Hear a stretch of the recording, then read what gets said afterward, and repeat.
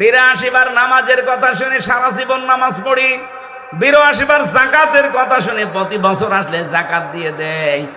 একবার রোজার কথা আছে, বছর আসলেই পঙ্খানু রোজা রাখি। একবার হজের কথা আছে, জীবনে একবার হলেও হজ করে আসি। অথচ ৯১৮ জায়গায় কোরআন দিয়ে রাজনীতি করা লাগবে, এইটা আমাদের খেয়াল নেই, জানাও নেই, মানাও নেই। এই কথা বলছেন না কেন?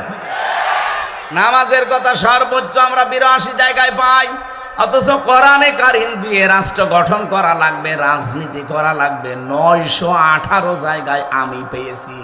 আর এরকম বড় বড় মাথা যাদের, ওর তো আরো বেশি পাবে।